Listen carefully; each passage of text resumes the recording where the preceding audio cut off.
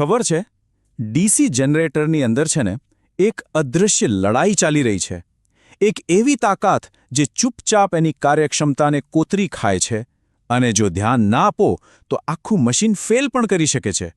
આજે આપણે આ જ ઘટનાને સમજવાના છીએ. આ છે આર્મેચર રિએક્શન અને એ પણ જોઈશું કે આપણા એન્જિનિયરોએ આ સમસ્યાને કેવી રીતે ઉકેલી. તો આપણી આખી વાતચીત કેવી રીતે આગળ વધશે? સૌથી પહેલાં આપણે એક આદર્શ મશીન કેવું હોય એની કલ્પના કરીશું. પછી જોઈશું કે એમાં એક અનિચ્છનીય પ્રતિક્રિયા કેવી રીતે પેદા થાય છે. ત્યારબાદ એની ડોમિનો ઇફેક્ટ એટલે કે એક પછી એક થતી અસરો વિશે જાણીશું. અને હા, એનાથી થતી એક તણખાની સમસ્યા પર પણ નજર કરીશું. અને છેલ્લે આ બધાનો ઇજનેરી ઉકેલ શું છે એની વાત કરીશું. તો ચાલો શરૂ કરીએ. જુઓ, કોઈ પણ પ્રોબ્લેમને સમજવો હોય ને તો પહેલાં એ જાણવું પડે કે બધું બરાબર હોય ત્યારે સિસ્ટમ કેવી રીતે કામ કરે છે. એટલે આપણે એકદમ પરફેક્ટ આદર્શ પરિસ્થિતિમાં એક જનરેટરની કલ્પના કરીએ. હલે આ આદર્શ જનરેટરમાં શું હોય? એનું જે મેગ્નેટિક ફિલ્ડ છે ને એ એકદમ સીધું સપ્રમાણ હોય છે, કોઈ વાંકું ચૂકું નહીં. એટલે કે જે ચુંબકીય બળ રેખાઓ છે એ નોર્થ પોલથી નીકળીને સાઉથ પોલ સુધી એકદમ સીધી લીટીમાં વ્યવસ્થિત રીતે જાય છે. આ છે આપણી પરફેક્ટ સ્થિતિ. આ એક એવું સ્ટેજ છે જ્યાં કોઈ પણ જાતની અડચણ વગર એનર્જી બની શકે છે. આને આપણી બેઝલાઇન સમજી લો. સારું, આ તો થઈ આદર્શ દુનિયાની વાત. પણ હવે આપણે આવીએ છીએ અસલી દુનિયામાં. જેવી જ આપણે જનરેટર પર કોઈ લોડ લગાવીએ, માની લો કે કોઈ બલ્બ કે મોટર ચાલુ કરીએ, બસ એ જ ક્ષણે બધું બદલાઈ જાય છે. આ આપણી આખી કહાણીનો જે મેઇન વિલન છે એની એન્ટ્રી અહીંથી જ થાય છે. તો સવાલ એ છે કે એવું તો શું બદલાય છે? આનો જવાબ જનરેટરની બનાવટમાં જ છુપાયેલો છે. જેવો લોડ કનેક્ટ થાય એટલે આર્મેચરના વાઇન્ડિંગમાંથી કરંટ પસાર થવાનું શરૂ થાય છે. અને ફિઝિક્સનો એક સિમ્પલ નિયમ છે, જ્યાં કરંટ હોય ત્યાં મેગ્નેટિક ફિલ્ડ હોય જ. બસ આ જ છે આપણો નવો ખેલાડી જે આખી ગેમ બદલી નાખે છે. ચાલો આને સહેલાઈથી સમજીએ.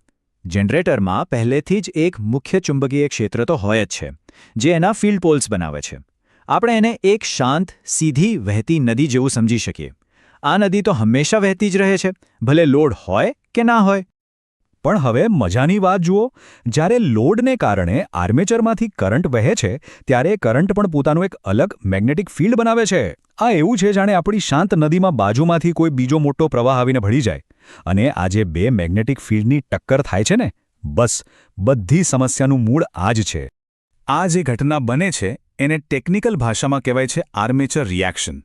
એકદમ સાદા શબ્દોમાં કહીએ તો આર્મેચરના કરંટથી બનેલું મેગ્નેટિક ફિલ્ડ જ્યારે મુખ્ય મેગ્નેટિક ફિલ્ડમાં જે ગરબડ કરે છે એને જ આર્મેચર રિએક્શન કહેવાય. તો હવે સવાલ એ છે કે જ્યારે આ બે મેગ્નેટિક ફિલ્ડ ટકરાય ત્યારે ખરેખર થાય છે શું? આ કોઈ નાની સૂની વાત નથી. અહીંથી એક ડોમિનો ઇફેક્ટ શરૂ થાય છે. એક પછી એક પ્રોબ્લેમ્સ જે જનરેટરની આખી કામગીરીને ખોરવી નાખે છે. આ તફાવત અહીં સ્પષ્ટપણે જોઈ શકાય છે. ડાબી બાજુ જુઓ. નો લોડની સ્થિતિમાં મેગ્નેટિક ફિલ્ડની લાઈનો કેટલી સીધી અને સમાન છે. હવે જમણી બાજુ જુઓ. ફૂલ લોડ પર શું હાલત થઈ છે?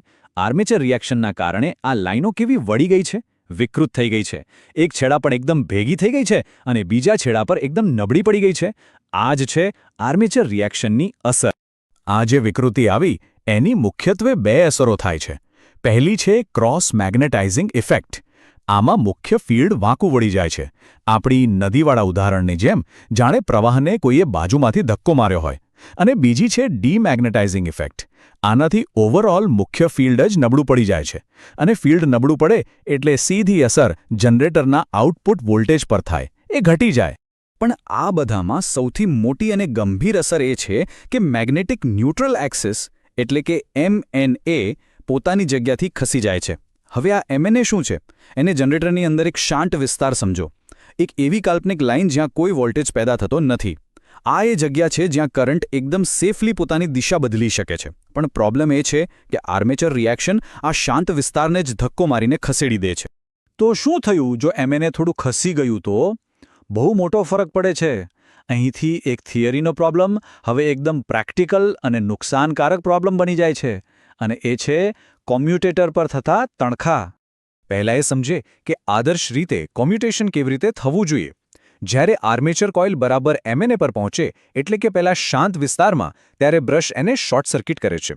હવે ત્યાં તો કોઈ વોલ્ટેજ છે જ નહીં, એટલે કરંટ એકદમ સ્મૂધલી, કોઈ પણ તણખા વગર પોતાની દિશા બદલી લે છે. એકદમ પરફેક્ટ કામ. પણ પ્રોબ્લેમ અહીં જ થાય છે. આર્મેચર રિએક્શનના કારણે એમએનએ તો ખસી ગયું છે, પણ બ્રશ તો પોતાની જૂની જગ્યાએ જ છે. એટલે હવે બ્રશ કોઇલને શોર્ટ સર્કિટ કરે છે.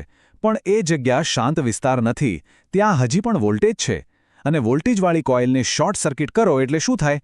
એક મોટો સ્પાર્ક. બસ આ જ છે તણખાનું કારણ. અને આ કોઈ નાના મોટા તણખા નથી, આ બહુ ગંભીર બાબત છે. આ તણખા ધીમે ધીમે બ્રશ અને કોમ્યુટેટરને બાળી નાખે છે, આખી સિસ્ટમની એફિશિયન્સી ઘટાડે છે, અને જો લાંબો સમય આને અવગણવામાં આવે તો આખું જનરેટર ખરાબ થઈ શકે છે. આ એક લાલ બત્તી છે જે બતાવે છે કે મશીનની અંદર કંઈક બરાબર નથી. પણ કહેવાય છે ને, જ્યાં સમસ્યા છે ત્યાં સમાધાન પણ છે. અને એન્જિનિયરો આવા પડકારોનો સામનો કરવા માટે જ હોય છે. તો ચાલો હવે જોઈએ કે આ અદૃશ્ય દુશ્મન આર્મેચર રિએક્શનને કાબૂમાં લેવા માટે કેવા સ્માર્ટ ઉપાયો શોધવામાં આવ્યા. આનો એક સૌથી શાનદાર ઉપાય છે ઇન્ટરપોલ્સ. આ શું છે? આ મુખ્ય પોલ્સની વચ્ચે લગાવવામાં આવેલા નાના નાના વધારાના પોલ્સ છે. અને એની સૌથી હોશિયાર વાત એ છે કે દુશ્મનનો જ ઉપયોગ દુશ્મનને મારવા માટે કરે છે. મતલબ કે જે આર્મેચર કરંટ પ્રોબ્લેમ કરતો હતો એ જ કરંટને ઇન્ટરપોલ્સમાંથી પસાર કરવામાં આવે છે. આનાથી એક એવું વિરોધી મેગ્નેટિક ફિલ્ડ બને છે જે આર્મેચર રિએક્શનની અસરને બરાબર કેન્સલ કરી દે છે. યાદ છે પેલી પરિસ્થિતિ? ઇન્ટરપોલ્સ વગર કોમ્યુટેશન થવાની જગ્યાએ મેગ્નેટિક ફિલ્ડ કેવું વેરવિખેર અને વાંકું ચૂંકું હતું? તણખા થવાનું મુખ્ય કારણ આ જ હતું. અને હવે જુઓ ઇન્ટરપોલ્સ લગાવ્યા પછીનો જાદુ.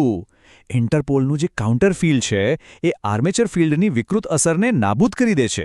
આનાથી એમએનએ પાછું પોતાની સાચી જગ્યાએ આવી જાય છે. અને પરિણામ? એકદમ smooth, spark free commutation. Problem solved. Interpoles સિવાય બીજા પણ ઉપાયો છે.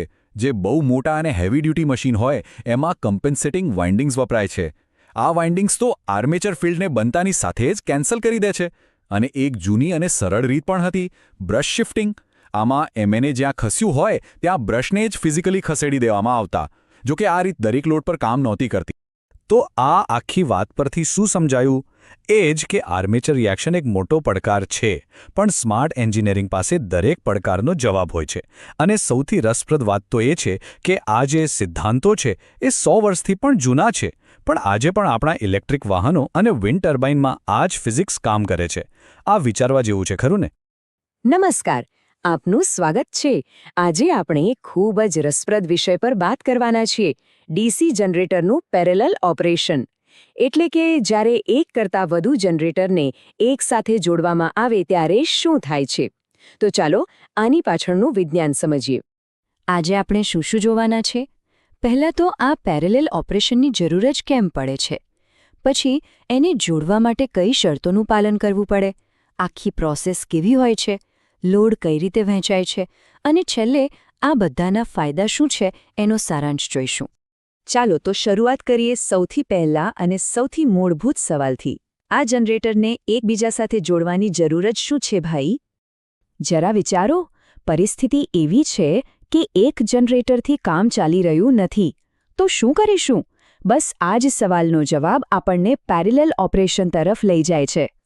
આને સમજવા માટે એક બહુ જ સરળ ઉદાહરણ લઈએ. માની લો કે એક ભારે કારને ધક્કો મારવાનો છે. એક માણસથી તો એ કામ થાય નહીં, ખરું ને? પણ જો 2 લોકો સાથે મળીને ધક્કો મારે તો? બસ આ જ સિદ્ધાંત અહીં જનરેટર પર પણ લાગુ પડે છે. તો આ પેરેલલ ઓપરેશન પાછળના મુખ્ય કારણો કયા કયા છે? ચાલો જોઈએ. પહેલું અને સૌથી અગત્યનું છે કન્ટિન્યુટી ઓફ સર્વિસ. એટલે કે માની લો કે કોઈ એક જનરેટર મેન્ટેનન્સમાં ગયું કે ફેલ થયું તો પણ પાવર સપ્લાય બંધ ન થાય. બીજું કારણ છે જ્યારે પાવરની ડિમાન્ડ બહુ વધી જાય, એટલી કે એક જનરેટર પહોંચી જ ન વળે. ત્રીજું, એફિશિયન્સી વધારવા માટે. જ્યારે લોડ ઓછો હોય ત્યારે બધા જ જનરેટર ચલાવવાની જરૂર નથી, ખરું ને? અને ચોથું, ભવિષ્યમાં જ્યારે વધુ પાવરની જરૂર પડે ત્યારે સિસ્ટમને સરળતાથી મોટી કરી શકાય. સારું, તો હવે આપણે એની ટેકનિકલ બાબતો પર આવીએ. આ કોઈ રમત નથી. આને જોડવાના કેટલાક પાક્કા નિયમો છે અને એનું પાલન કરવું ખૂબ જ જરૂરી છે, નહીંતર મોટી ગડબડ થઈ શકે. અને આ નિયમોમાં મુખ્યત્વે 2 શરતો છે. 2 ખૂબ જ જરૂરી શરતો. અને હા, આમાં કોઈ બાંધછોડ ચાલે જ નહીં. તો કઈ છે એ 2 શરતો? પહેલી છે પોલારિટી, એટલે કે પોઝિટિવ ટર્મિનલ હંમેશા પોઝિટિવ સાથે જોડાવો જોઈએ અને નેગેટિવ સાથે. સાવ સીધી વાત. અને બીજી શરત છે ટર્મિનલ વોલ્ટેજ. જે નવું જનરેટર આપણે સિસ્ટમ સાથે જોડી રહ્યા છીએ એનો વોલ્ટેજ સિસ્ટમના વોલ્ટેજ જેટલો જ હોવો જોઈએ, સહેજ પણ ઓછો વધતો નહીં. બિલકુલ બરાબર. ચાલો, નિયમો તો સમજી લીધા, પણ હવે આ કામ ખરેખર થાય છે કેવી રીતે? મતલબ થિયરીથી પ્રેક્ટિસ પર આવીએ. ચાલો જનરેટરને જોડવાની આખી પ્રોસેસ સ્ટેપ બાય સ્ટેપ જોઈએ. પણ હા, પ્રોસેસ શરૂ કરીએ એ પહેલાં એક શબ્દ સમજવો જરૂરી છે: બસબાર. अब બસબાર શું છે? એને તમે એક પ્રકારનો કોમન પોઈન્ટ સમજી શકો છો, જાડા મેટલના બાર કે સળિયા જ્યાં બધા જ જનરેટરમાંથી આવતો પાવર ભેગો થાય છે અને ત્યાંથી જ અલગ અલગ જગ્યાએ જાય છે. એક મોટું જંક્શન બોક્સ એમ કહી શકાય. તો પ્રોસેસ આ રહી. સૌથી પહેલાં જે નવું જનરેટર છે, માની લો G2, એને એની નોર્મલ સ્પીડ પર લાવો. પછી એનો વોલ્ટેજ ધીમે ધીમે વધારીને બસ બારના વોલ્ટેજ જેટલો કરો. યાદ છે ને આપણી બીજી શરત? એ પછી પોલારિટી ચેક કરો, પોઝિટિવથી પોઝિટિવ. અને જ્યારે વોલ્ટેજ અને પોલારિટી બંને પરફેક્ટ મેચ થઈ જાય ત્યારે બસ સ્વિચ બંધ કરો અને જનરેટર સિસ્ટમ સાથે જોડાઈ ગયું. ઓકે, તો જનરેટર જોડાઈ તો ગયા, પણ હવે સવાલ એ છે કે જે આખો લોડ છે એ આ બંને જનરેટર વહેંચશે કેવી રીતે? કોણ કેટલું કામ કરશે? આ સમજવું પણ એટલું જ રસપ્રદ છે. જુઓ, લોડની વહેંચણીનો આખો ખેલ જનરેટરની પોતાની કેરેક્ટરિસ્ટિક એટલે કે લાક્ષણિકતા પર છે, ખાસ કરીને એની ડ્રૂપિંગ કેરેક્ટરિસ્ટિક. હવે આ ડ્રૂપિંગ શું છે? સાવ સહેલું છે. જેમ જેમ જનરેટર પર લોડ વધે એમ એનો વોલ્ટેજ સહેજ જરાક અમથો નીચે આવે, એટલે કે ડ્રૂપ થાય. હવે જે જનરેટરનો વોલ્ટેજ વધારે ડ્રૂપ થાય એ વધારે લોડ ઉઠાવે. આ એક પ્રકારની ઓટોમેટિક સિસ્ટમ છે જે લોડને વહેંચીને આખી સિસ્ટમને સ્ટેબલ રાખે છે. ટૂંકમાં કહીએ તો કયું જનરેટર કેટલો ભાર ઉઠાવશે એ એની બનાવટ અને એના સેટિંગ્સ પરથી નક્કી થાય છે. આ કોઈ બહારથી કંટ્રોલ નથી કરતું, એ એની અંદરની જ વાત છે. તો ચાલો આખી વાતને હવે એકસાથે લાવીએ અને જોઈએ કે આ બધું કરવાના મોટા મોટા ફાયદા શું છે. ફટાફટ સારાંશ જોઈ લઈએ. પહેલો ફાયદો રિલાયબિલિટી. સિસ્ટમ વધુ ભરોસાપાત્ર બને છે, કારણ કે એક જનરેટર બંધ થાય તો પણ બીજું ચાલુ રહે છે. બીજું, સ્કેલેબિલિટી. જેમ જેમ જરૂર વધે એમ નવા જનરેટર ઉમેરતા જાઓ. ત્રીજું, એફિશિયન્સી. આપણે જનરેટરને એની બેસ્ટ પરફોર્મન્સ રેન્જમાં ચલાવી શકીએ છીએ. અને છેલ્લું, મેન્ટેનન્સમાં સરળતા. આખી સિસ્ટમ બંધ કર્યા વગર કોઈપણ એક જનરેટરનું સમારકામ કરી શકાય છે. કેટલા બધા ફાયદા છે, ખરું ને? તો આ તો થઈ ડીસી જનરેટરની વાત. પણ હવે એક સવાલ મનમાં ચોક્કસ આવતો હશે કે શું આ જ બધું એસી જનરેટર એટલે કે આપણા ઓલ્ટરનેટર્સમાં પણ થાય છે? શું એના નિયમો પણ આવા જ હોય છે કે કંઈક અલગ? વેલ, એનો જવાબ શોધવો એ એક નવા અને એટલા જ રસપ્રદ વિષયની શરૂઆત હોઈ શકે છે. આ વિડીયોમાં મજા આવી? જો તમને આ વિડીયો ગમ્યો હોય તો તેને લાઇક કરો અને તમારા અન્ય મિત્રો સાથે પણ શેર કરો. આવા વધુ માહિતીપ્રદ વિડીયો જોવા માટે મોતીલાલ ભોયે ચેનલને સબસ્ક્રાઇબ કરો. આ વિડીયો જોવા બદલ આભાર.